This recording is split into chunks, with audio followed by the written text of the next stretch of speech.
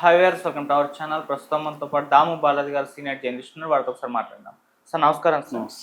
Sir బీఆర్ఎస్లో కవిత గారు letter అయితే ప్రకంపనలు క్రియేట్ చేసినట్టుగా తెలుస్తుంది. నిన్న ఎయిర్పోర్ట్లో కూడా ఆ లెటర్ నేనే రాశాను, కేసీఆర్ గారి చుట్టూ దయ్యాలు ఉన్నాయి, ముందు వాటిని పంపించేయాలంటూ కూడా మాట్లాడడం జరిగింది. అయితే ఇప్పుడు చర్చ జరుగుతుంది, అసలు ఎవరి దయ్యాలు, ఎవరి గురించి ప్రస్తావించింది కవిత గారు అని చెప్పేసి.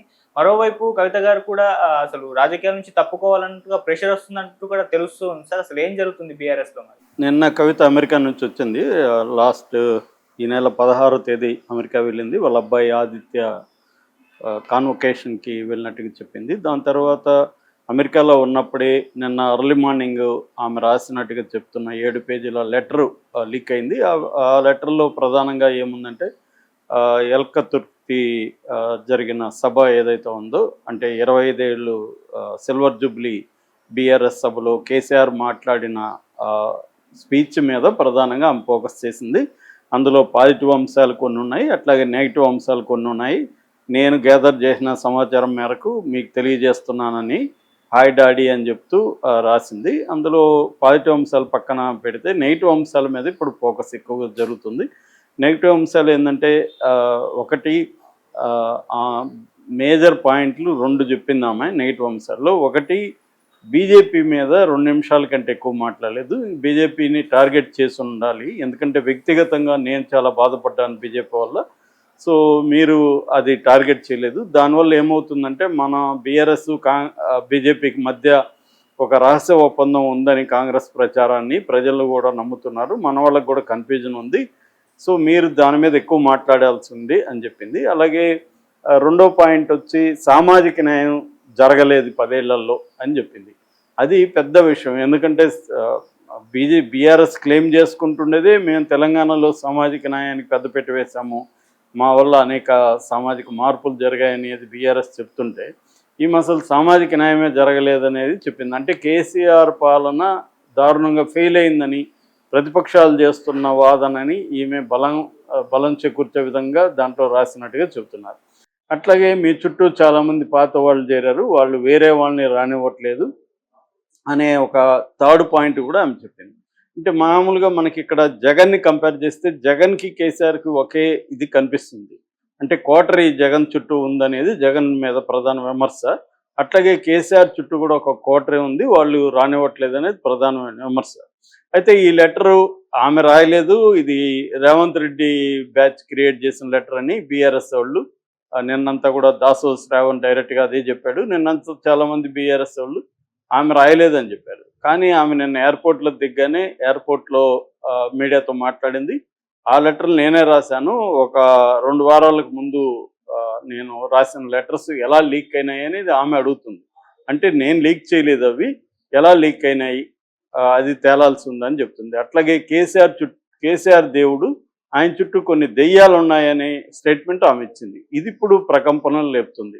అంటే కేసీఆర్ దేవుడు, ఆమె కేసీఆర్నేమో ఒక పక్క సామాజిక న్యాయం చేయలేదు అని నెగిటివ్ పాయింట్లు అంతా చెప్పింది, మళ్ళీ కేసీఆర్ దేవుడు అంటుంది, అదొక కాంట్రడిక్షను. రెండో కాంట్రడిక్షను, దెయ్యాలు ఉన్నాయని చెప్తుంది. కేసీఆర్ చుట్టూ ఉన్న దెయ్యాలు ఎవరు?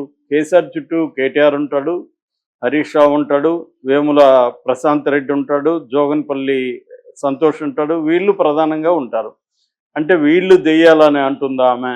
ఎందుకు అంటుంది అంటే, కేసీఆర్ దగ్గరికి ఈమెని వెళ్ళనివ్వట్లేదా వాళ్ళు? కేసీఆర్ కలవడానికి ఈమె అనుమతి లేదా, అందుకనే లెటర్ రాయాల్సి వచ్చిందా? లేకపోతే మామూలుగా ఈమె డైరెక్ట్గా వెళ్ళి కేసీఆర్తోనే ఈ విషయాలు చెప్పుండొచ్చు, దానికి లెటర్ రాయాల్సిన అవసరం లేదు.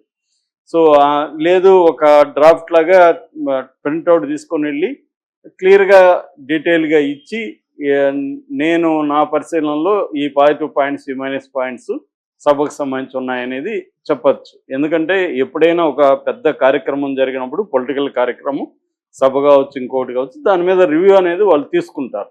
అంటే ఫీడ్బ్యాక్ తీసుకుంటారు, ఎలా ఉంది, ఏం జరిగింది, ఏం తప్పులు జరిగాయి, నెక్స్ట్ మనం ఈ తప్పుల్ని రిపీట్ చేయకుండా ఎలా ప్లాన్ చేసుకోవాలి, ఇవన్నీ ఎవరైనా కూడా తీసుకుంటారు, రివ్యూ అనేది జరుగుతుంది.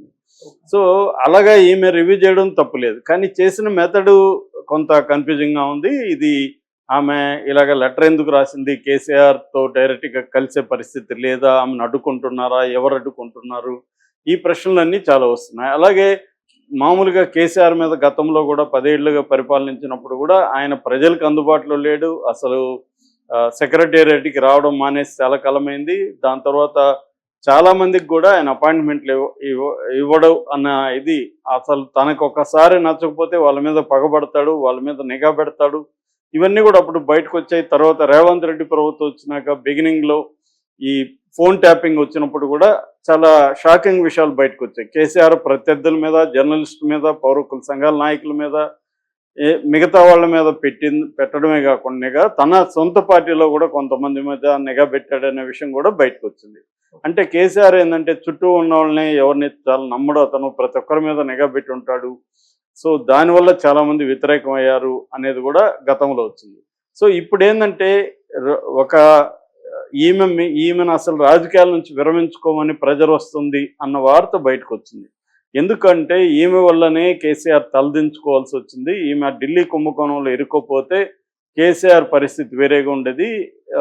బీజేపీకి తలొగ్గాల్సిన పరిస్థితి రావడానికి కారణం కవితే అన్న ఇది ఉంది. అందుకనే కవిత మీద కోపంతోనే 6 నెలలుగా జైల్లో ఉన్న ఒక్కసారి కూడా కేసీఆర్ వెళ్ళి చూడలేదు. ఎవరైనా 6 నెలలు తన కన్న కూతురు, ముద్దుల కూతురు అని అనేక సార్లు చెప్పాడు. అటువంటి ముద్దుల కూతురు తప్పు చేసిందా లేదా అనేది పక్కన పెడితే, జైల్లో ఉన్నప్పుడు కనీసం వెళ్ళి మానవతా దృక్పథంతో తల్లిదండ్రులు వెళ్ళి ఆమెను కూతురుని చూసి పలకరించి రావాలి. అది చేయలేదు. సో అంటే క్లియర్గా కేసీఆర్కి కవిత మీద కోపం ఉంది, అందుకని ఆమెను దూరం పెట్టాలని ప్లాన్ చేస్తున్నారు, ఈమె వల్లనే మనకు తలనొప్పులు వచ్చింది అనేది కేసీఆర్ భావిస్తున్నాడు. ఈమెమనుకుంటుంది, మీరు చెప్తేనే కదా ఢిల్లీకి వెళ్ళాను, ఎంపీగా అక్కడ ఢిల్లీకి వెళ్ళి మన బీఆర్ఎస్ తరఫున అక్కడ నేను పనిచేశాను. సో ఇప్పుడు నన్ను అలాగే ఇరికించినప్పుడు మీరెందుకు నన్ను కాపాడట్లేదు, మీరెందుకు వదిలేశారు, మీరెందుకు 6 నెలల పాటు నన్ను జైల్లో ఉంచడానికి అనుమతించారు, మీరెందుకు డీల్ చేసుకోలేదు అనేది ఆమె కోపం అన్నట్టుగా మనకు తెలిసింది. సో దీంట్లో ఏంటంటే ఇప్పుడు ఆమె మెల్లమెల్లగా షర్మిలగా మారుతుందా, షర్మిల ఎలాగైతే జగన్కి యాంటీ అయిపోయిందో ఈమె కూడా కేటీఆర్కి యాంటీ అవుతుందా, కేటీఆర్కి ఈమె మధ్య గొడవలు ఉన్నాయా, ఆల్రెడీ కేటీఆర్కి హరీష్ రావుకి ప్రాబ్లమ్స్ ఉన్నాయి, ఎవరు వారసుడు అనేది ఒక కన్ఫ్యూజన్ ఉంది. ఇప్పుడు ఈమె రెడీ అయింది.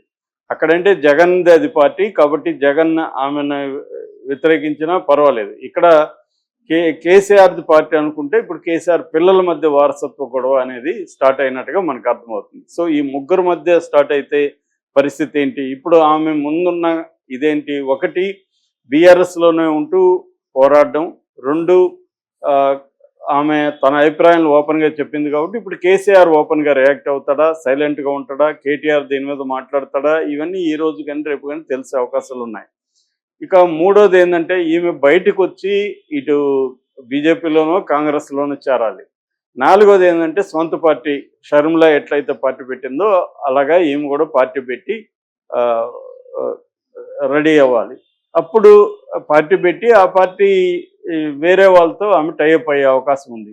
సో ఇది ఏవి జరిగినా కూడా కేసీఆర్కి బీఆర్ఎస్కి తలనొప్పిగా మారే అవకాశం ఉంది. ఎందుకంటే ఇప్పటికి కూడా కేసీఆర్ జనంలోకి రావట్లేదు, బయటికి వచ్చి ఆయన ఉద్యమాలు చేయటమో ఇంకోటే చేయట్లేదు, సైలెంట్గా ఆయన ఫామ్ హౌస్కే పరిమితమై ఎప్పుడో ఒకసారి బయటకు వస్తున్నాడు తప్ప అసలు రావట్లేదు. అక్కడికే పిలిపించుకొని అందరిని మాట్లాడడం జరుగుతుంది. సో అంటే ఇటు రేవంత్ రెడ్డి ప్రభుత్వం మీద చాలా వ్యతిరేకత ప్రజల్లో వస్తున్నా ఆ వ్యతిరేకతను ఒక ప్రజా ఉద్యమాలుగా, ఆందోళనగా మార్చే పని బీఆర్ఎస్ చేయట్లేదన్న విమర్శ బీఆర్ఎస్ మీద ముఖ్యంగా ఆయన మీద ఉంది. ఎందుకంటే ఆయన అసెంబ్లీకి రాకపోవడం, సో ప్రతిపక్షంలో ఉన్నా కూడా ఆయన అధికారంలో ఉన్నట్టుగానే బిహేవ్ చేయడం. ప్రతిపక్ష నాయకుడు అంటే ప్రజల మధ్య ఉండాలి, ప్రజల మధ్య ఉండి పోరాడాలి. ఆ మధ్య కూడా రాధాకృష్ణ కంపేర్ చేస్తూ ముగ్గురు సీఎంలుగా ఉండి ప్రతిపక్షంలోకి వెళ్ళినప్పుడు ముగ్గురు ఎలా బిహేవ్ చేశారని ఇటు కేసీఆర్ని, చంద్రబాబుని, జగన్ని కంపేర్ చేస్తూ చంద్రబాబుకు 2 ఏళ్ళు పట్టింది, కేసీఆర్ 1 ఇయర్ అయినా బయటకు రాలేదు, జగన్ ఒకడే 4 monthsలో బయటకు వచ్చి ఆయన ప్రజల్లో తిరుగుతున్నాడు అనేది కంపేర్ చేశాడు. సో ఎప్పుడైనా ప్రతిపక్ష నాయకులు ప్రజల్లో ఉండాలి, ప్రజా ఉద్యమాల్లో భాగం అవ్వాలి, వీళ్ళే ఉద్యమాలు చేయాలి. ఆ పని చేయకుండా ఆయన ఉండడం అనేది ఆయనకు ప్రధానంగా ఇబ్బందికరంగా మారింది. ఇప్పుడు కవిత ఎలిమెంటు చిన్నగా మొదలై కవిత అసంతృప్తి స్టార్ట్ అయింది. కవిత కానీ దీన్ని నెక్స్ట్ లెవెల్కి తీసుకెళ్తే మాత్రం కేసీఆర్కి ఇబ్బందే అని చెప్పొచ్చు. Okay sir, thank you so much.